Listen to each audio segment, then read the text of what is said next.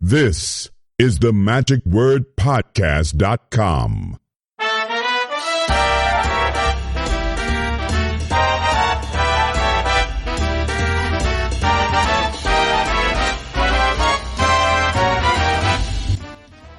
Hello, this is Scott Wells for the magicwordpodcast.com. Well, this particular episode is long overdue with my good friend Franz Harary. He is someone who certainly would have deserved an episode of his own long before now, but due to his travels and everything, it's been kind of hard to get together on a one-on-one basis until recently. I will say, if you go back in the archives, you can find where we actually did a video of him, and I had put that also into an audio podcast when he had his show place in Macau. And it was kind of a walking tour that was led by Rocco Solano. I was working with him in Macau at the time. So you can go back and watch and listen to that one. It was very interesting to hear and to see what was going on there at the time of his phenomenal place that he had out there. Well, anyhow, one of the things, by the way, I would like to point out, when we record these conversations, I am trying to keep them so they are going to be timeless. That is, when you are listening to these audio podcasts 10 years or further into the future from the time they are recorded, that they are just as relevant then as they were when they were recorded. And therefore, really don't want to talk too much about what the current situation is as far as what we're currently under a quarantine, because this too shall pass. And so I want to try to keep things uplifting and also very positive. And as a result, these are things that, again, we talk about that are relevant now and were before and will continue to be, I believe, far into the future. So that's why we're talking about some of these things. I think it's kind of interesting also because the future also a lot of times has to do with space exploration and what we're going to be doing in colonizing Mars and anyhow into the future. And so there's so many things to discuss this week with our guest, because he has a real interest in space also, in outer space and space exploration. And we talk a little bit about that, although as he kind of keeps leading us back to magic, it's like, I don't think people really want to hear about this, but I think you do. That's why I left this in. But I would like to hear from you. I want to make sure that you enjoy these videos that supplement our audio podcast. What we talk about here on the front end and the back end is completely different from what we have on the audio. So when you listen to the audio, it is a little bit different from what you're going to be seeing here. So I hope that you will enjoy this. Leave your comments down below. And also, if you would please make sure that you subscribe then to this channel, so this way that you are notified whenever that there are updates, there are there's new content that's going to be available, so that way that you can keep up to date on that. Well, I'm going to step out of the way and introduce our guest here this week. Please welcome Mr. Franz Harary here on The Magic Word. Today I've got with me someone who you know around the world. He is a mega-illusionist. There are so many credits that I would spend the rest of the next 10 or 15 minutes trying to introduce him and tell you about his interests. And golly, I am not sure really where even to start when we start talking about all this, of whether it's going to be his work in Macau or work with Michael Jackson, or his work, his interest in outer space. And oh my gosh, there's so many amazing things about this amazing friend, and might even get into a little bit of how we kind of got started when I had talked with him back at the Magic Castle probably 15, 20, 30 years ago. But who knows? Let's get our guest over here today. Please welcome my friend, Mr. Franz Harary. Hey, Franz. Hey, Scott, it's a pleasure to be here. It is indeed my pleasure to have you on the podcast over here after so long. I mean, I've been doing this for over 600 episodes, so I finally got you on here. You're right. You beat me. This as you well know, at the time of this recording, I've been doing my own little talk show Facebook thing, and I was proud to have 100 episodes. You got 6. Although by the time this episode, you'll hit 1,000. So, kids, if you're watching this, you know, in the future, from the future, you know, Scott, congratulations on your 1,000th episode, Scott. You're the first to congratulate me on my 1,000th episode. Yes, congratulations. Glad I could be there for it. That's the idea. Into the future and beyond. Speaking of the future like that as well, you have had an interest in space for a long time. I just kind of alluded to that. So I remember you made the Was the Challenger or not the Challenger, but wow, the look at shuttle you. disappear? I made the U.S. shuttle vanish for the first ever episode of World's Greatest Magic. That was in 1994. And boy, we can talk an hour just on that. That was, by the way, I want to point out, before digital even existed. I mean, Jurassic Park had just come out, but nobody had any digital ability. And that was the first time I started getting accused of doing digital magic, even though digital literally didn't exist. That was in 1994. I vanished the space shuttle at Kennedy Space Center. And it was driven, one, because I had the opportunity to do something for the show. But more than that, I'm just a space geek. I just love everything about, aerospace and the whole space culture. By the way, I did the Russian shuttle about 6 years later, 7 years, 7 years later. The Soyuz? Baran. Okay. Yeah, the Russians had it was basically a ripoff of the U.S. shuttle. But it was there. It was in Bahrain. How's that for confusing? Wow. The Baran shuttle was in Bahrain, the Kingdom of Bahrain in the Middle East. And I managed to get my hands on it and do it again. By that time, I'd gotten good at it. To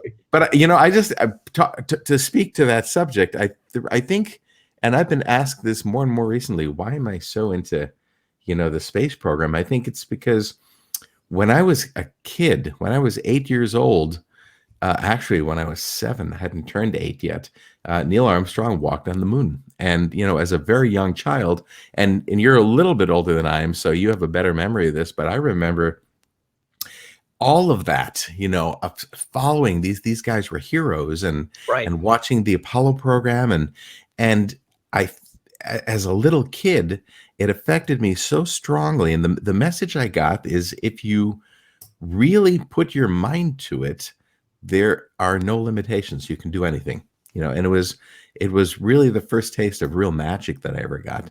And I just loved that whole culture. The fact that everything could have blown up at any moment. A lot of people could have died, and we just freaking did it. And we did it without knowing what we're doing, and it worked. And I've really carried that with me my whole life. I can say that everything that I've ever done professionally that was worth anything that kind of broke new ground, I wasn't totally sure if it's going to work or not. And at any given time, something could have gone really bad, But you weren't afraid to try. But you got to try, because if you don't, then you're doing the same, cube zag over and over and over for the rest of your life. Well, that's true. And I do remember back when Armstrong had first walked on the moon. It was on a Sunday night. It was black and white. And I was at a friend's house. We were watching that on TV that evening when it happened. And that was truly amazing. And in later years, I remember with Walter Blaney having performed for it wasn't the Apollo astronauts. Was it the Mercury mission?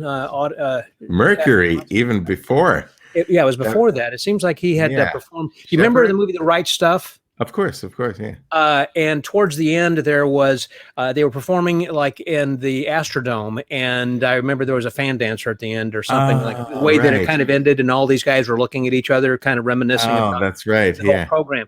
That particular scene was based upon a true story, in which they did have a big celebration, and Walter was part of that, performing for them. And later, follow-up was he ended up performing for them when they invited him to come back, like for a celebration or a reunion of all of the astronauts and their spouses and some of the scientists and doctors. And he performed his ladder levitation then for him. And they said, "What can we pay?" And he said, "Nothing. You guys are the heroes of mine and of the world." And he said, "Well, we got to pay you something." He said, "Well, just give me a signed photo." So he's got a picture. Well, of course, he's passed now, but his picture on his wall that was a picture of, planting the flag. And he said, "Walter, this is real magic," so wow, on the moon. It was amazing.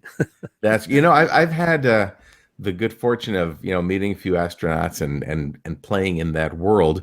And the first couple times that I spent time in that community, I was shocked to discover how they're not necessarily fun people. they're very focused. It's like They're engineers. hanging. Yeah, that's what it is. You're hanging out with mathematicians.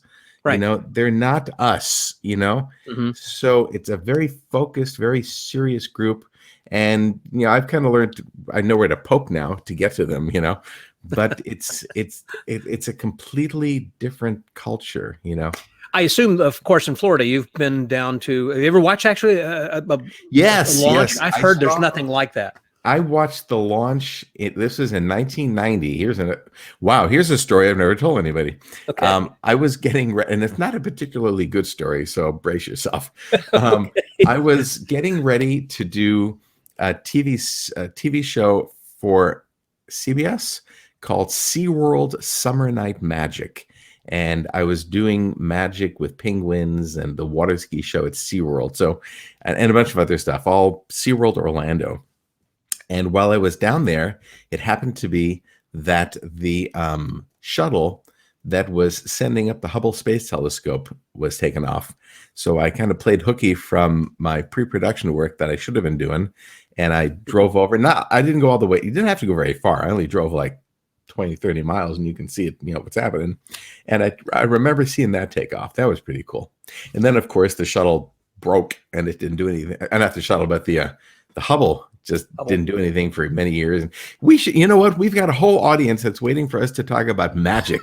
We shouldn't be talking about aerospace this is the wrong subject, Real quickly, one of my favorite stories was I actually saw Apollo 11, the ship that went to the moon, the first one that went to the moon. You're 18 years old. I was 18. I was in high school, and I lived in Illinois, and my friends from high school had all planned on taking this trip, our senior trip, to go to Florida. We drove down there, and several of us drove to the Space Center, and we saw that on the landing, the launch pad, basically. And they were it wasn't there yet. They were moving it. It moved like about 1 foot per hour or something, because how heavy it was. 3 feet per hour. Yeah. Yeah. And so anyhow, I got to see that. Took some pictures of it. So I got to see Apollo 11 before it launched. It was kind of cool. That's pretty cool. Yeah. And I remember the story when the guy was giving us. Again, none of our viewers care about this, but I think it's cool.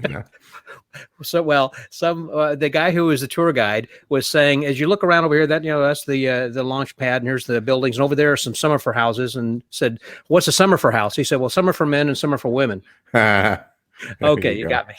So, magic wise, so that was a huge thing, and you were kind of always known for doing mega illusions and big illusions. And I remember working at the Magic Island, and one time going into Scott Hollingsworth's office, who was the entertainment director, and he had a video from you, and we were looking at it, and he said, "I can't book Franz." He said, everything on this tape, it's like the smallest thing was making a motorcycle disappear, but everything was outside. It was the shuttle. There were cars. And that continues to be one of the stupider things I've done in my career, because everything I do, there's some volume to it. And so there's a lot of places I can't work. And I remember in 2008, if you remember, the whole world economy took a dump. Well, I guess it happened again in the world of COVID, because we're speaking from the future. Yes, we are. Think back 10 years ago to COVID. Well, when the whole economy fell apart, the first people that came back was what we call a one guy and his wife act. A guy who could show up with, whatever's in the back of his SUV and set it up and work with his wife.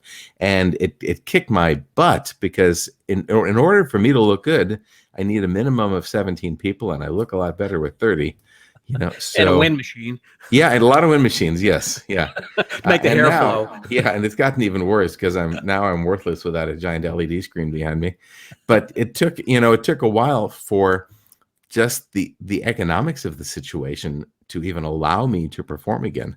So it's not necessarily a smart thing I did, but I knew going in, when I was producing my show, that I wanted to play in a very big medium, because I always felt, and here's another mistake, is I never I never was drawn towards close-up magic. Not that I don't respect it. I've got a ridiculous amount of respect for manipulation and sleight of hand. I just suck at it completely. I have the manipulation skills of a monkey, of a chimpanzee. So I was never drawn to it because back in the day, I always thought, well, even if I get really, really good at close-up, I'm only going to work for 10 or 15 people at a time. But if I can learn to work on stage and in a bigger venue, then I can hit more people. I'm going to be able to cover more ground, get a bigger audience, do more. And I knew that going in, but what happened is over decades, my product grew so big, and my manipulation skills continued to be that of a sloth, and as it grew bigger and bigger, it became more and more difficult to play the magic castle, to do the church basement or the bar mitzvah, so I kind of shot myself in the foot because I was forced to find venues big enough to do what I do and that could afford what I do. And that eventually meant leaving the United States and going to Asia and Southeast Asia and the Middle East, because that's where the market, at the time, it really was virgin. There was so much opportunity there. Well, they were huge. And also the stadiums where you performed, there were like 170,000 people. Right. Yeah. So not 170, I did 110. That's my record. Okay. But I don't want to exaggerate. Okay. So it's over 100,000. but we're in the future. So maybe it's 170. Maybe they'll expand. But, there's no place in the United States where any magician, who's the top magician of our time? Is it Copperfield, Chris Angel, David Blaine, whoever, none of these magicians would be able to sell at a stadium because magic just isn't celebrated as it is in the U.S. Yeah, in the United States as it is overseas. So why is that, you think? Boy, that's another podcast right there. We can do that for another hour. There's another hour right there. Wow. It's magic. I'll tell you this. Just in a thumb tip, what would it be? In a thumb tip, I produced a TV series a while ago called Magic Planet. And it basically, I just brought a little video crew with me everywhere I went. And as this series started kind of revealing itself, what I realized is that every country we went to, the magic, and by the way, after like episode 2 or 3, and the word started getting out there, I used to be bombarded with all the local magicians of that country, of that, of course, that city. And what became really clear to me is that once you get beyond the obvious stuff, once you get beyond the fact that everybody wanted to be Lance Burton or David Copperfield, the people that were genuinely doing indigenous magic that was born of their culture, all of that magic reflects and reflected the hopes and dreams of that culture. If you look at Chinese magic, what is Chinese magic? You're making food appear, rice and fish. And well, you look back in Chinese history. Yeah. You go to Southeast Asia, and it's the debus and overcoming pain and walking on fire. And here's a country that's lived with earthquakes and volcanoes. And us as Americans, we're capitalists. So I'm making cars and planes appear and women appear. It's weirdly, I see the difference. It is a reflection of society, of our dreams. Yeah, of our dreams. So that's partially why magic is so much more powerful overseas than the United States, because we've become tainted in the United States. We're sort of over it. And, especially in Southeast Asia, especially in the Middle East, where magic is just kind of finding itself. It's so powerful because, for one, a lot of people still believe that it's real. That's what I was going to ask. Yeah. But it's again, this is a 2-hour podcast, so we'll just leave it at that, Okay. Well, the fact you were doing these huge shows then in overseas in Asian countries. Really, yeah. Yeah, you were, and you had to learn different language. How many languages do you speak now? I grew up speaking German, and I have never worked in Germany. So there you go. That's weird. Okay. I've never spoken Germany. I've never spoken Germany. No, you see that I've never spoken German professionally. My wife's Japanese, and so I speak Japanese like Tonto the Indian speaks English. Okay. I speak like a toddler, and I can get by in Thai. I'm okay. I've had to move to Bangkok. I could do that, and a little bit of Chinese, but just you only need 50 words to do a show. You need, "Hi, I'm Franz Harary. Welcome. Come with me. What's your name? Sit here. Take this. Do that. Thank you. Applause, please. Let's hear it for him. Watch this." You only really need 50 things at most, and you got your whole show. So yeah. I got those in Cantonese. No, Mandarin. I got those in Mandarin. Which, by the way, I was doing. Here's an example. We're doing a pretty big show. This was 34,000 people in Guangzhou, in the Guangzhou Olympic Stadium there, and 4 shows. And during the show, I decided that I'm going to I appear, I walk out on stage, and in China, the equivalent to saying, "Hey, what's up? How you doing? What's happening?" is, "Hey, have you eaten?" That's a real casual thing. "Have you eaten?" Which is "Chulama." Yeah. "Ni hao ma, wada minze Franz Harary, chulama. Have you eaten chulama?" So say that to your Chinese buddies, and they'll go, "Huh? What?" Because it'll be like chulama. It'll be like going into Central Africa and they don't speak a word of English, but you'd hear them go, "Yo, bro, what's happening?" It's that kind of thing. So chulama. So I just learned that, and I'd rehearsed it, and I'm feeling all good about myself. The afternoon before, I was hanging out with some of my local buddies there, and they had taught me to say "Chao ni ma," and I'm assuming there's not too many Chinese people listening to this, but can I swear on the show? Or is this, we want to keep it clean? You can. I can. No, we'll just no. I'll just clean it up. "Chao ni ma" literally means go fornicate with your mother, basically. Okay, then. So, but much more rude than that, Big difference between just that little syllable. Yeah. So as you can imagine, I walked out and 34,000 people, and I said, go the wrong phrase. Go do it with your mother. F yourself. But go F your mother, basically. And there was silence. I'd never heard an audience that big go silence.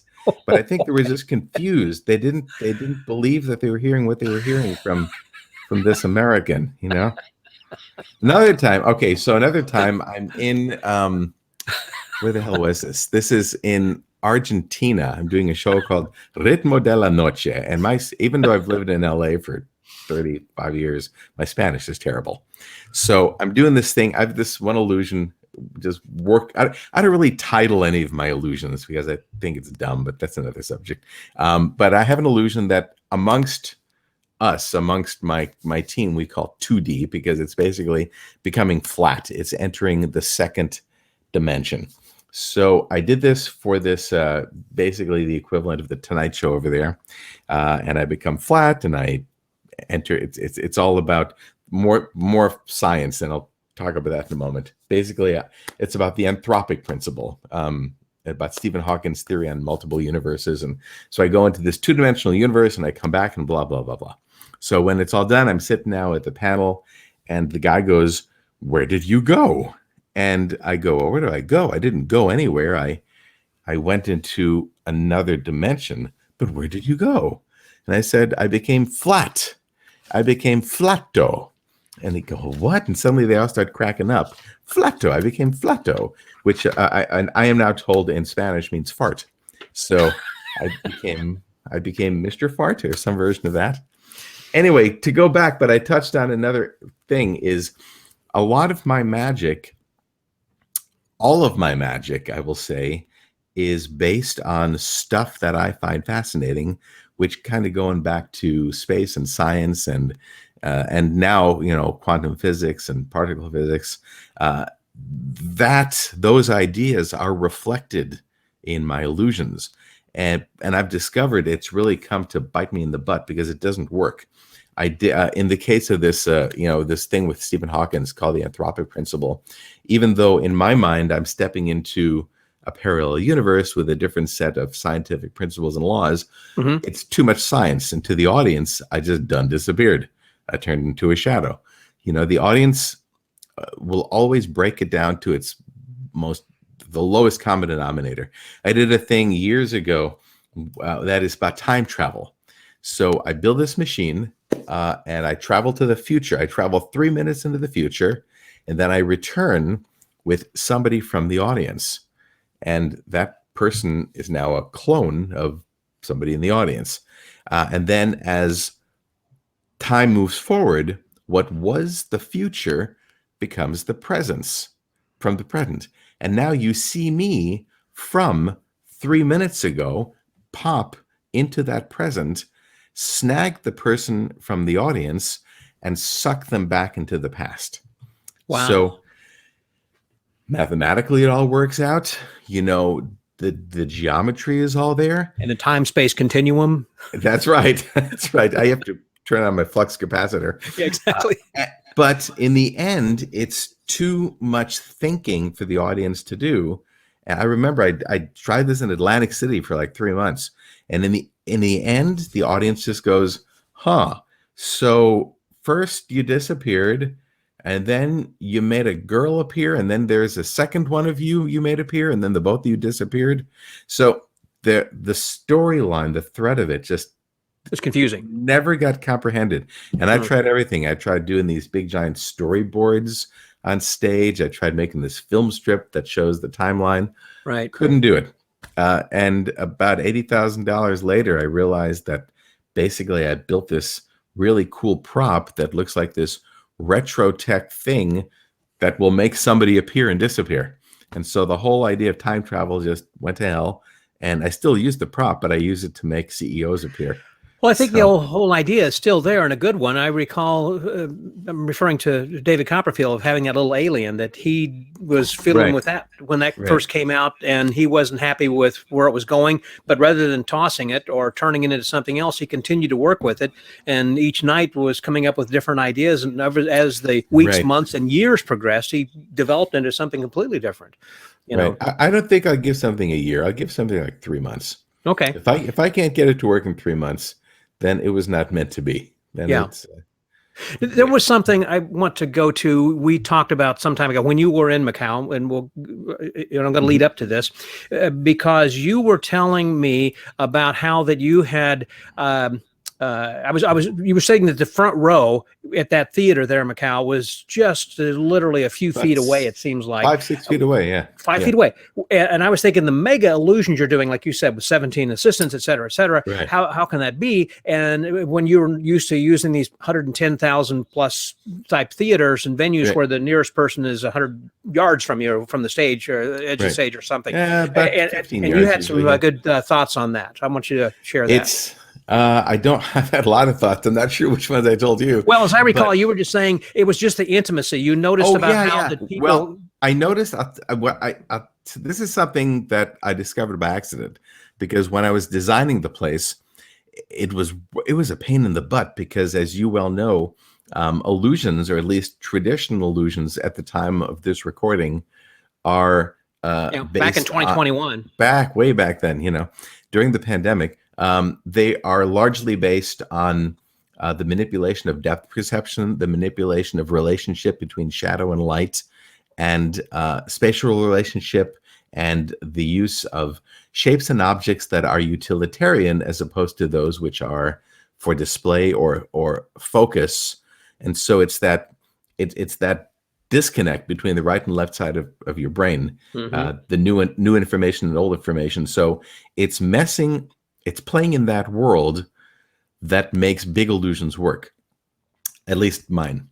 But if you're really, really close, then a lot of that goes to hell, and you're back into the world of platform magic, you're into Jim Steinmeier world, interlude and origami, which are freaking brilliant, designs, and they'll work 5 feet away from you. Not so much the case with me. But I learned, I was forced to make all my stuff work, 5 or 6 feet away. But the other thing that I discovered is I was getting, during the show, because I was giving a relatively small audience per cycle. We did 900 people. The same show as I would do for a stadium, but very, very close. And I realized that it was the same experience as when we're in an arena, any kind of a large stadium venue, technical rehearsal, the afternoon before the first show. All the lights, sound, LED, everything is up. You're at full force. You're in costume, and you're doing this thing balls out. Only the entire audience is made up of the cleaning crew, the people setting up the chairs, the security crew. So it's 50 or 100 people that happen to be right there in that afternoon prepping for the show. And so they kind of stop what they're doing, and they stand there, and they all collect up at the front of the stage. And they stand there and they watch, and they become your audience. And my whole team, we end up doing a show for that 100 people made up of the cleaning ladies and the ticket takers, maintenance personnel, and everybody. Yeah. And so it becomes a very personal thing and intimate. Yes, very intimate, but still massive.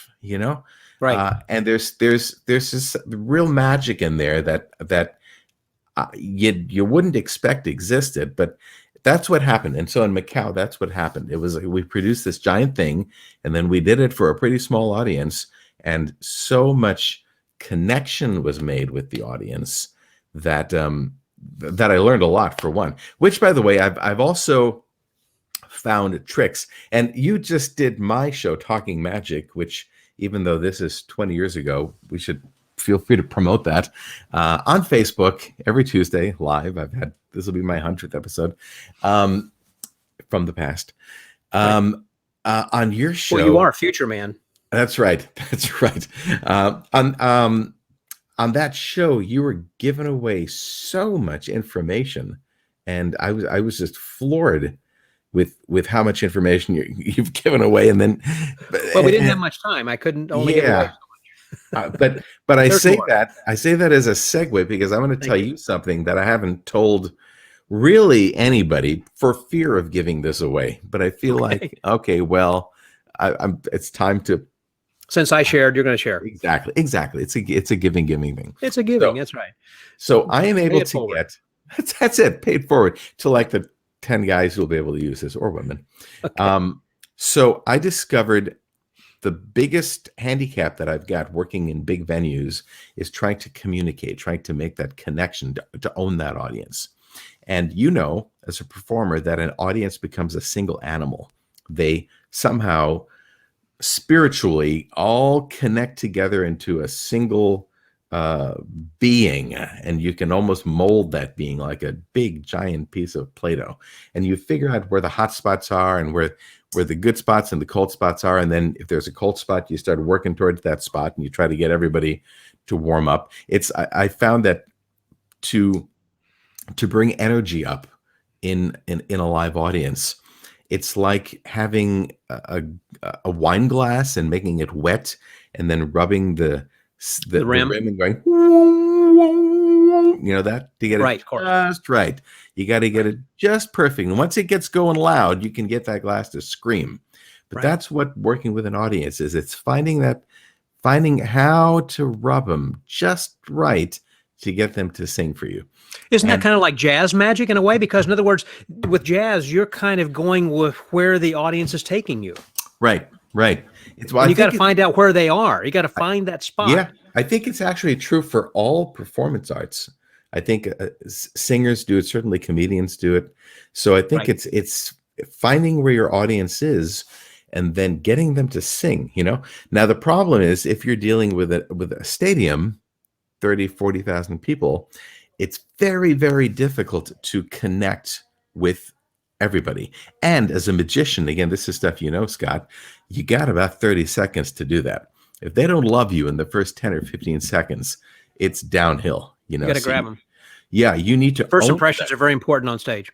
Yeah, you need to own them in that first 30 seconds. Mm-hmm. They got to decide not only you're good, but that they like you, that there's somebody that they're going to embrace for the next hour and 45 minutes or whatever it is, Unless you're someone who is a celebrity. If you're coming in and let's say Right. you're Michael Carbonaro or someone Right. again who has a television celebrity presence, if you will, and they Right. have expectations. I remember seeing not Jason Andrews, was it the guy who was on Seinfeld that played Jason Alexander. Costanza, Jason Alexander. Jason Alexander. When he performed, and people had an expectation of being a funny guy. And when he first comes Right. on stage and performs, actually doing mentalism, he does a silent thing. It's a John Allen effect when the card ends up in his mouth or whatever. And so he kills people with a great trick. But but the first impression is because he is who he is and he brings that celebrity status to the stage, people that have an expectation. Right. But that's very rare. Most of us, Right. as you say, they're saying, who is this guy? It's Franz or Scott.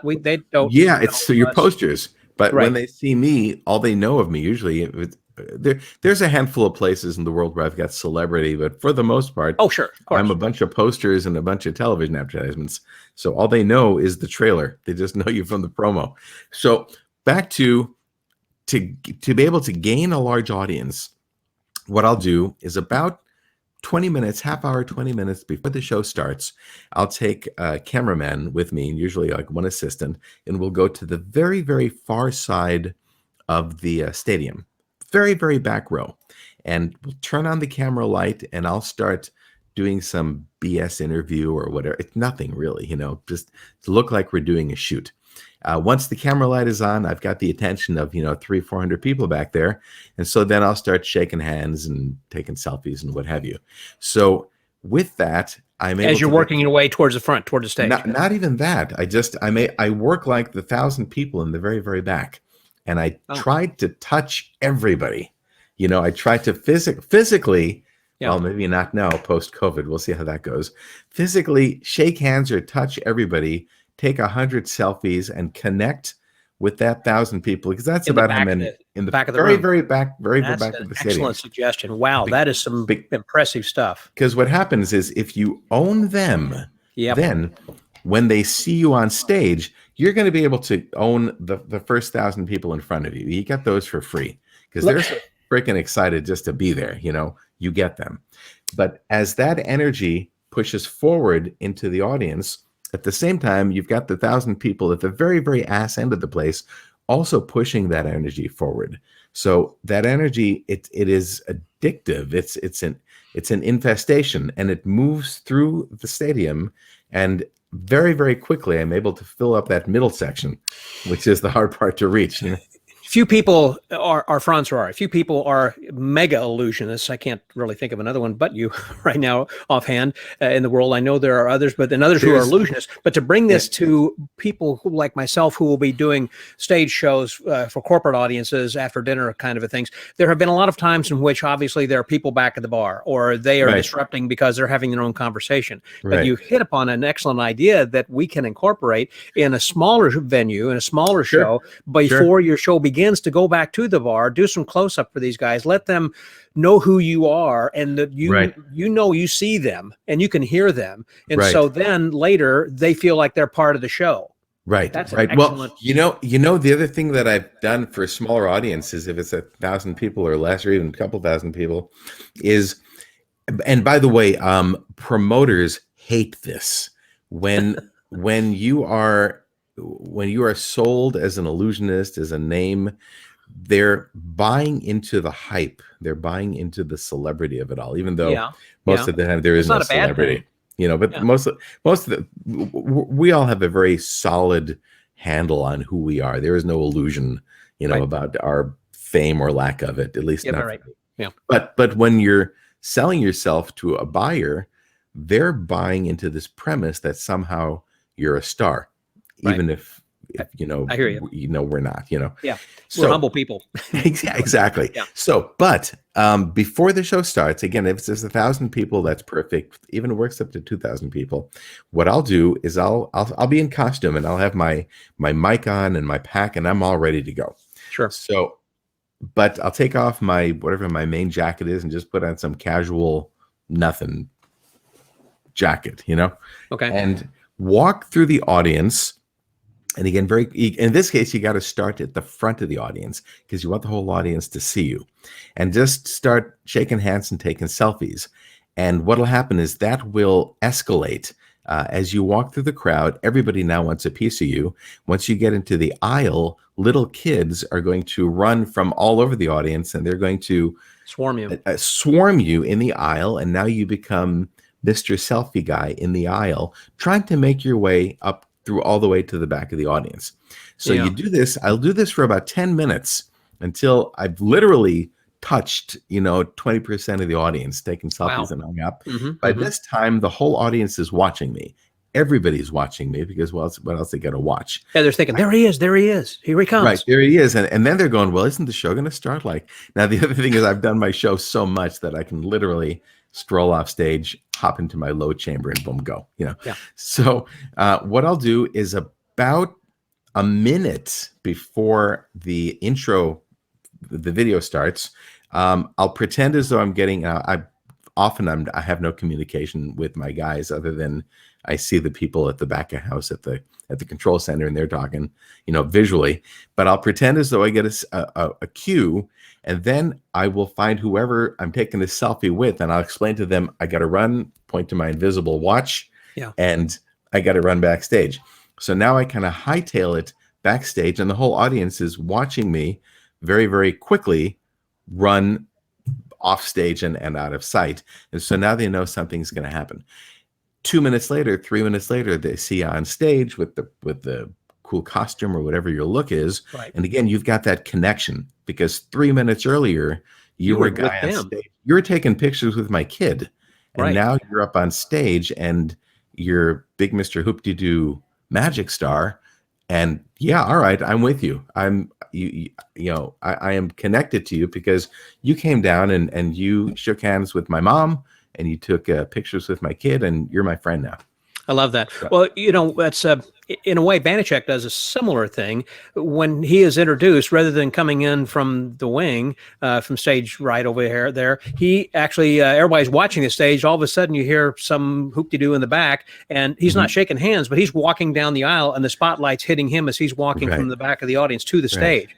It's just a different way of approaching the stage, certainly, than what people are used to, and they're thinking automatically, that is going to be a different performer. That's just not the regular kind of a guy. Right. Something. I mean, even not just in his regular performances, but at conventions and wherever else.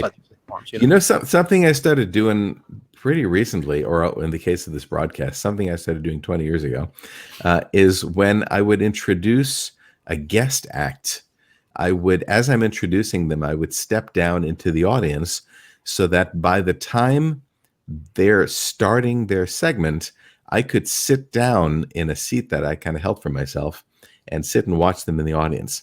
So the audience believes that I'm watching them with them on stage. Now, the truth be told, once I'm sitting there and the lights are down, I'm usually on my phone checking emails anyway.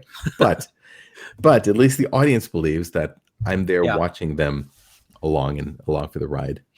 Well, before we go too far afield, there is something else I wanted to bring up, and I know you had worked with Michael Jackson way back when, and 26 years. How long ago?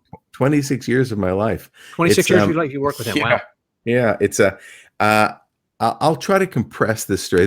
This is one of those interview stories that I'm sure you've got yours as well, that you've told hundreds of times. Yeah, well, that's why I hate to ask questions that that's right. Aren't been paved. I was curious just about after he had passed, about how you may have been approached by the media to say, what stories do you have? Oh boy, that's a biggie.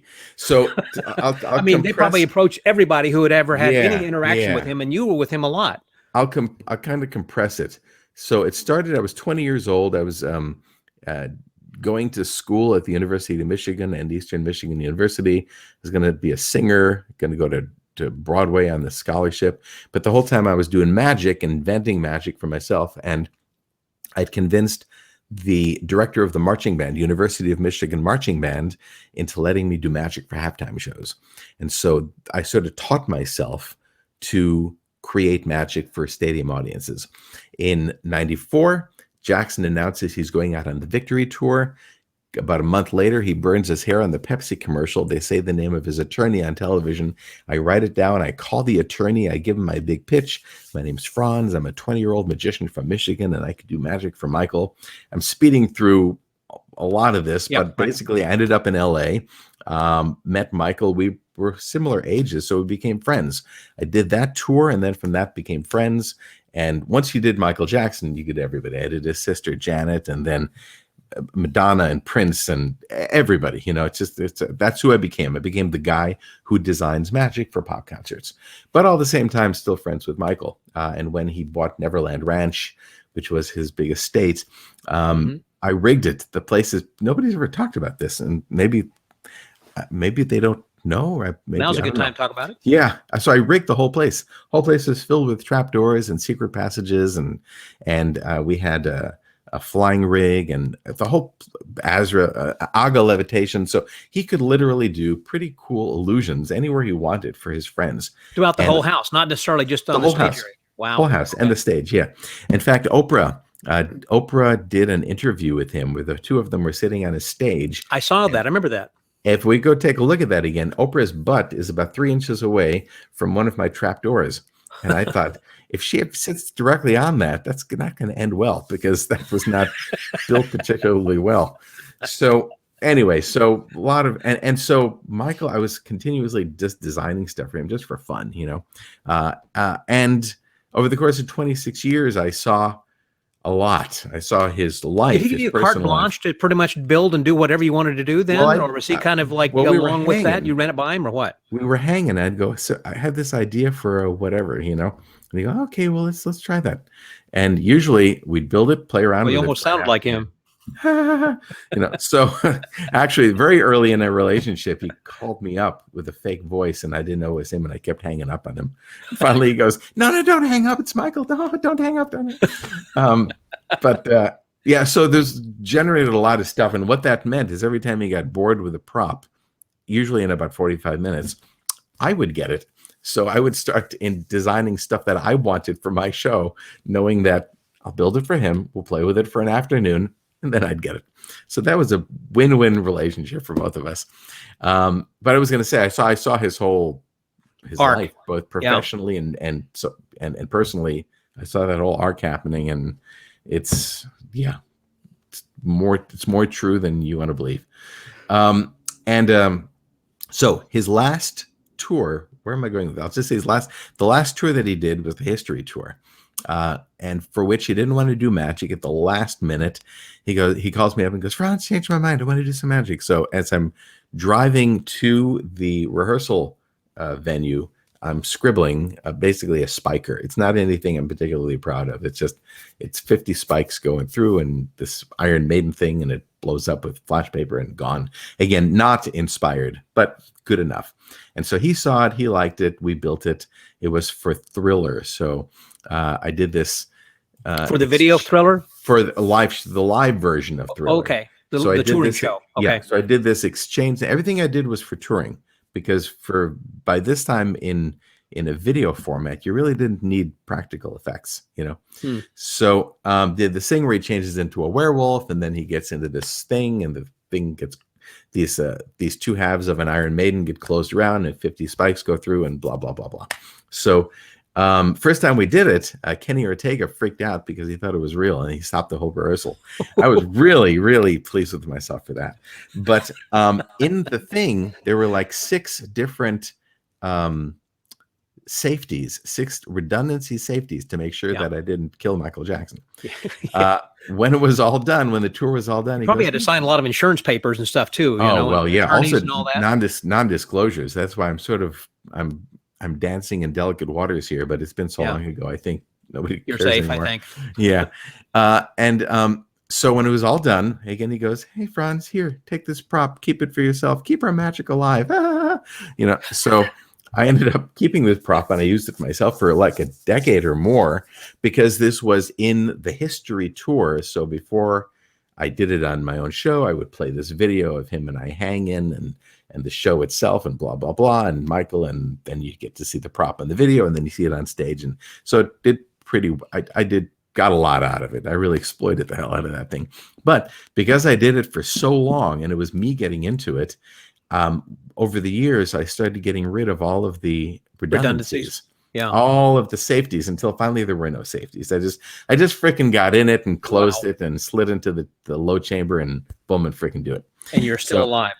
Still alive. So we were in Abu Dhabi a long time ago. So speaking to us from the future, this was a freaking long time ago. And I slide into the low chamber, but the way it slides in is your hands kind of go last, because you almost got to put your hands in the air and then slither in there like a wet smelt, So my hands were still up in the actual Iron Maiden section of this thing. And the guys take these spikes and they ram it through, but they hit my hand and it pops halfway into my palm. And then it gets jammed because it couldn't go through the other half and pop out the back. So they pull it back and they get a running start and they do it again. And now they go pop and it goes pop out the back, and now I've got about an inch in diameter spike going through my hand. I'm lying on the ground, my arms up in the air, and I'm looking at the spike going through me, and blood is running down my arm, and it's in my face. And so now you got a scar, obviously, on your palm of your hand. I do, yeah. It's probably too small to see on the video, but yeah. So I'm lying there, and it's all bloody, and the whole thing is aluminum because forget wood. At least for me, the days of wood are long gone. So because the thing's got to catch lightweight, fire, I guess too. It's lightweight and you can do more with it, and it's fireproof. So because the thing's got to catch fire. So now I'm lying in the low chamber and I'm looking up and my hand is going through this and I'm screaming, pull it out, pull it out, pull it out. And the technicians on stage are thinking, well, he's really taking this whole show more seriously than others because he's screaming and making it sound like he's really impaled. Okay, we'll go with it. So they pull it out, and I pull my hand down, and I'm lying in a pool of sweat and blood. And because I don't have a functional hand, I don't have the ability to cover. It's hard to explain, but there's an aluminum shield that I have to slide over my face to protect myself from the flash paper burst that is to come. So I know I can't do this. So it's like, here we go. So sure enough, on the music, the techs hit the button and the thing blows up. And I remember looking up and first thinking, well, wow, that's spectacular to see that giant burst of flash paper. And I've never seen it from this angle. Nobody has ever seen it from this angle ever, because it was never intended. And then it's like, oh, sure enough, all the flash paper debris and all that drops on top of me. So now I'm lying in a pool of my blood and sweat and flash paper debris and char. And so I get rolled off stage and it's intermission and I'm just about to pass out. I get pulled out of the thing and I'm barely holding on to my faculties. Do you not have a medic on staff or nearby? We do, but nobody knows anything was wrong because it was just backstage. So I'm told that the first words out of my mouth is, "Where's the cameraman? Get Chris. Where's the cameraman?" Because I thought, if I'm going to pass out right here, I want to be shooting all this for a documentary. This is when I was shooting Magic Planet. So the camera op is there. He's following this whole thing. And that's now a showman. Now we documented the whole experience of me making it backstage, analyzing what's going on. Am I going to go on stage? Am I not going to go off stage? Finally, we decided, no, I need to get rushed to a military hospital in Abu Dhabi, which is in the United Arab Emirates. But we have to do the second half of the show. So the second half of the show became all of the dance routines and Christopher Hart. So Christopher Hart was my guest at the time. He was the guest act. So he did like an extra spot, and we finished this big giant illusion show with Christopher Hart, which was probably the biggest billing he's ever had in his life. So I assume that Chris knew what was going on, and but this time you're going to need to stretch, and you're going to close, and everybody knew what's going on by that time. And I learned, this was a long time ago, but the reason that I didn't close the show is because I have to do the math here. I learned 2010 years earlier, it would have been, wow, time moves fast, huh? 10 years earlier, I also had an accident during a show. I ripped my kneecap, and I felt like, well, I got to keep doing the show. I can't not do the show. I've got to do the show. So stupidly, I finished the show, but in doing the show, I destroyed my knee even further. And then I had to have knee surgery, and it leads to me. I haven't been able to run since then. I can walk quickly, but I can't run. So basically, I affected my life for the rest of my life because I stupidly felt like I needed to do that one show. That was so important. And you're younger and thinking, I'm impervious to this kind of pain. 20, I was like, I think it was 29, and it was Taipei. I remember it was Taipei Olympic Arena. And so it's a big audience. And we're going, oh, you got to do the show. I can't not do the show. I've got to do the show. So I did it, and stupidly. And it's like Houdini had pushed through after he had been in pain too. Yeah. Yeah, It's just really stupid. So the first time you make that mistake, you learn it's just a freaking magic show. And when it's all done, all it is one more poster in your living room wall, and that's it. So. Were there any occasions or incidents in which Michael Jackson had been near injury? Well, is this only magicians, or who's listening to this? Yeah, pretty much. I have like 100%. In the future, it's all the magicians. So, no, he was never, at least not with me. He might have been with others because he did a lot. But when I was working with him, I never. Yeah, there were other magic consultants. It wasn't just you. I mean, I know Mike Amar, and was it Daryl? Yeah. I don't know who all used to hang with him. Yeah, I was like the illusion guy. I as far as put it this way, this sounds really weird. I know there were other guys, but I never saw any of them. And I saw a picture of all of you one time. It was on. I wasn't in there. In 1988, Michael. Here's a weird story. In 1988. The National Enquirer walk into my dry cleaner on Hollywood Boulevard, and my dry cleaner on the wall had a picture of me floating Michael with the Super X levitation that I had built on the road. And so they go, what's the story there? So my dry cleaner gives the National Enquirer my contact. I talk to them, and I talk about which in 88, I'd only been doing this for 4 years with them. But I told a little bit, this was even before Neverland and all that. So I talked to the Enquirer about my history and what we're doing. So they did a story on all the magic we done together. And when the article ran, as you said, there was also Michael Amar and a couple other guys in there. And I thought, well, I'll be damned. I didn't know that any of these guys existed. It was like discovering that your girlfriend is also dating other people, So I had no idea, and they were buddies of mine, but nobody ever mentioned it. So my experience with Michael was one of going over to his house and hanging out on his Murphy bed, which is a little creepy in retrospect. Yeah, you don't need to go into all that. Yeah, but I saw the documentary. There you go. So it was really more. It was 50-50 magic and just sort of playing around. I remember he had his chimpanzee. That was a nasty ass chimpanzee, by the way. What was his name? Bubbles. Bubbles. And I was making a handkerchief disappear with a thumb tip, and the chimp would go crazy, and then I go, okay, I get this. So the next time it came back, I brought a handkerchief on an electric reel, and I made the handkerchief fly across, his living room, and the chimp goes. So I was just, at that point, I was just kind of pissing off the chimp, So about half of my time with him was just playing around, basically playing around in a mansion, and the other half was doing magic. So it was a good environment because it meant I could experiment with magic and say, hey, what if we did this? And you kind of had unlimited resources and a place to play. Yeah. So what the hell were we talking about? Oh yeah, so risks. So I never took any risks with him, but the first thing I ever did, I was 20 years old and I didn't know what the hell I was doing. But I thought I wanted to make him float up in the air and disappear. And the only way I knew to do that was with an Azra levitation. So we did an Azra for the Victory Tour. And it all worked fine in rehearsals in the studio here in Los Angeles. But our first actual show was in Kansas City, Missouri, outdoor in Arrowhead Stadium.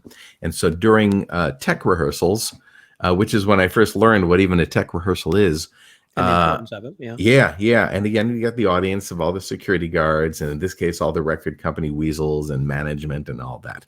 So they're all in the audience in their suits watching a tech rehearsal. He lies down on the table. We do the switch out, and now the Azra flies up in the air. And as you know, there's no weight to it. It's basically a kite. Right. So a little gust of wind comes in, and the Oops. astro starts taking off like a kite, flying all over the stage. Ooh. Okay. And firstly, I thought, wow, that was kind of cool. But then I looked into the audience, and I saw his manager and the record company execs and all these guys. Their faces were white as they're watching what they believe to be their billion-dollar investment. You think he's up there? Flying out of control. So I thought, all right, that's it for me. I'm headed back to Michigan. I'm doing birthday parties and car dealership openings for the rest of my life. And that's okay. That's not a bad life. I can do that, you know? So that's, I didn't put him out of, in danger, but I realized who I'm playing with and the world that I'm playing with and the stakes that are involved. And I think because of that, I never really, I stayed away from risk. I did a couple years later, I did Janet Jackson Rhythm Nation. That was 1990. That was great. So even with Janet, I didn't take any chances, but I was still toying with it. She did a song called Black Cat. And so I did basically, again, this is the beginning of my career. So there's not a whole lot of innovation going on. I just did a Lion's Bride, turning her into a Black Panther. But I had to teach her how to do it to get into the low chamber and all that. Right. And so we're inside the cage and the cover is covered up. And suddenly at the back of the, this was in Jacksonville, Florida, back of the arena, a MTV crew comes in and we hear them say, where's Janet? We're here to do an interview. And she goes, Janet, who's in the cage with me, goes, oh no, I don't want to do that. I don't want them to see this. I don't want to see any of this magic. They can't know I'm here. So the assistant just covered up the front of the cage. And now I'm inside the cage, covered up with a piece of fabric. With her inside.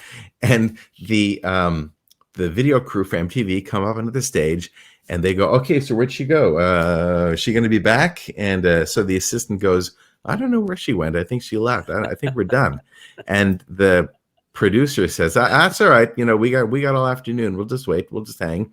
And so the camera op takes his big giant beta cam and places it on top of the cage, resting his camera on our cage. And here we are inside this thing, 18 inches away from the crew, totally silent.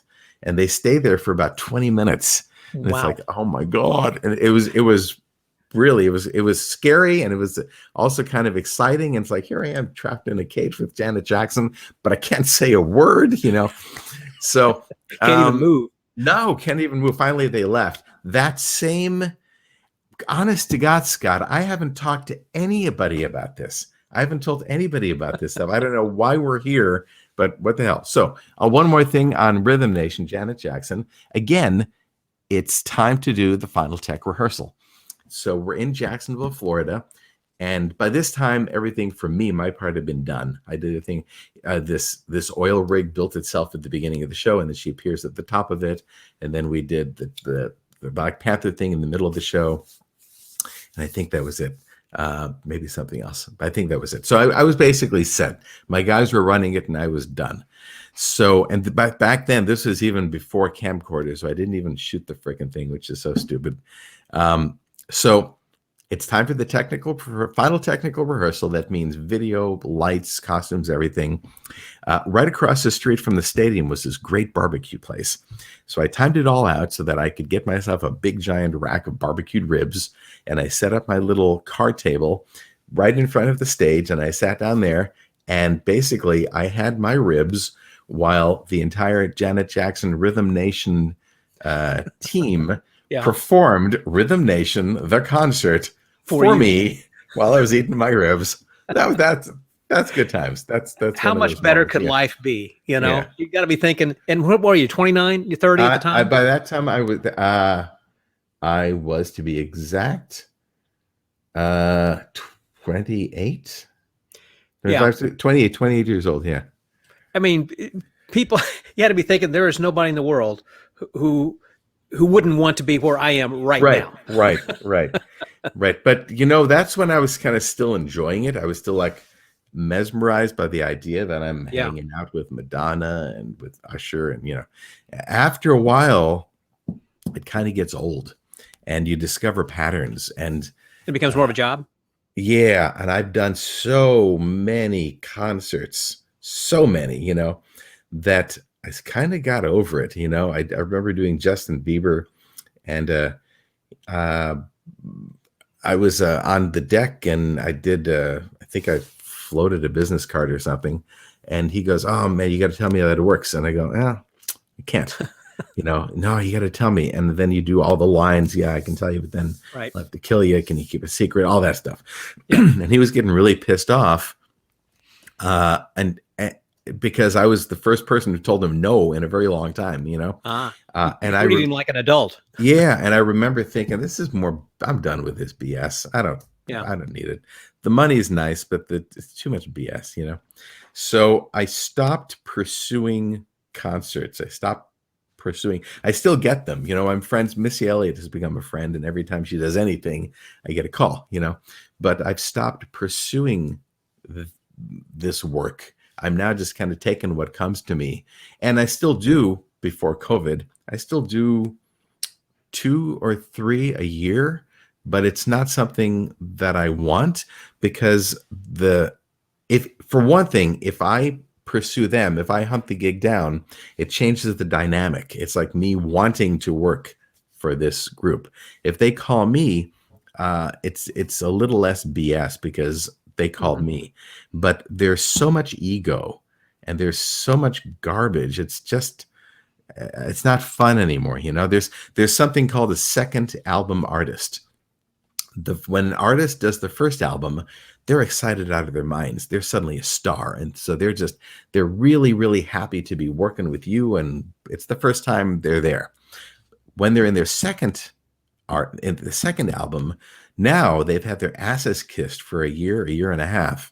And so they build this ridiculous ego, and they become very, very difficult to work with. And it's just more garbage. And so it's like, what's the point? It probably gets worse as time goes on. Yeah, well, by the third album, they kind of figured it out. And then you work with I like it. Work with Cher. She's been doing it for so many years.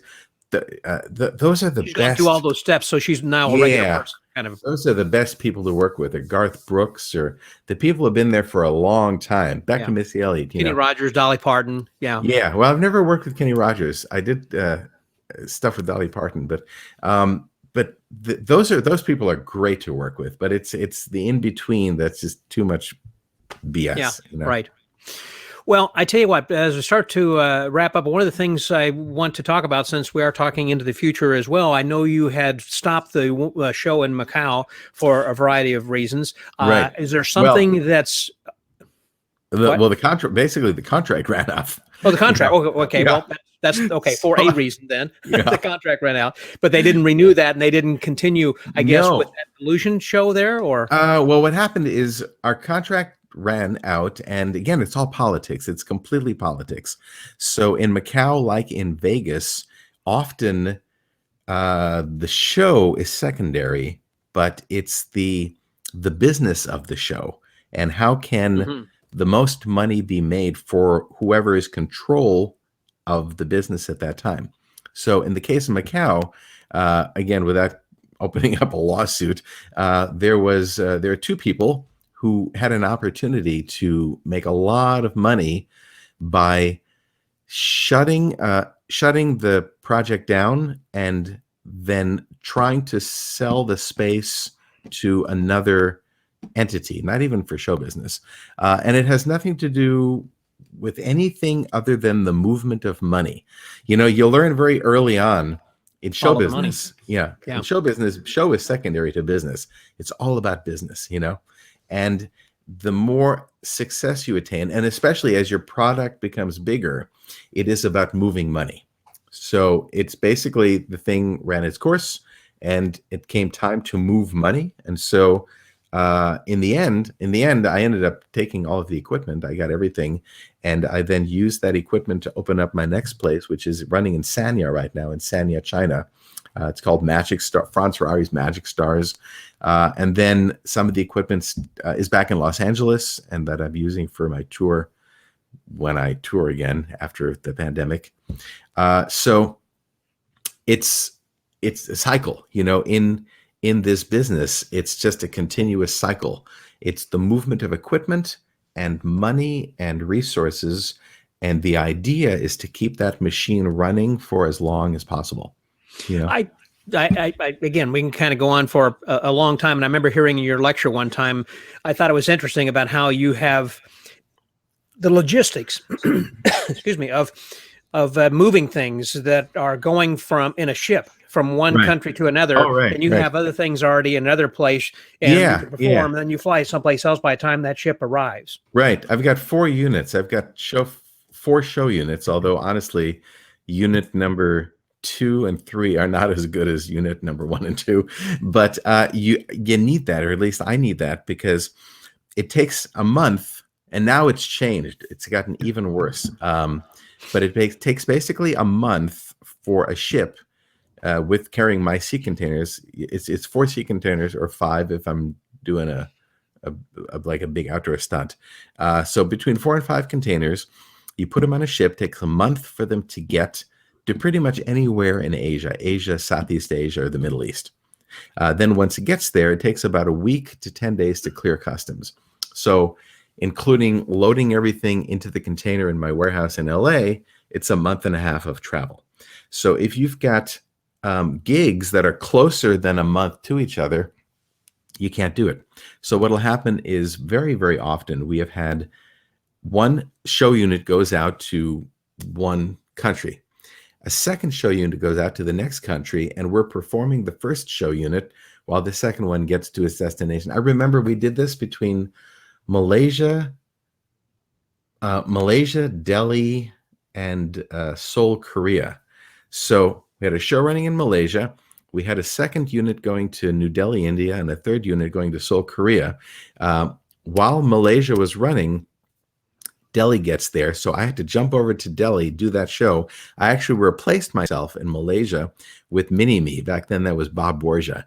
I've since had 26 guys who have all learned how to do my show, who all look like younger, skinnier versions of me. Mm-hmm. So Bob Borgia is doing my show in Malaysia. I jump over to do Delhi. Delhi finishes. By that time, Korea has arrived. I jump over to do Korea. Now, all these shows are slightly, well, they're not slightly different. They're all completely different, because I only have a handful of pieces of equipment that are duplicate. This like 2D, what I was talking about becoming flat, I've got like 4 of those, and I've got 4 things where I cut 2 people in half and switch their tops. But for the most part, it's all unique equipment, because what'll happen is once I do something, I do it, I figure it out, it's a thing, and now I'm bored with it, and I want to do the next one. Move on. Yeah. So after 40 years of doing this, I've just collected this ridiculous amount of stuff. So every show is its own show. So it's a bit of a brain screw to leave a show, hop over to another show, and then flip into that mode, flip into all those illusions. Remember those illusions all the sequences that are there waiting for you, right? Yeah. And the show itself is it's basically a machine, because it's all synced up to what's called show control to a single computer.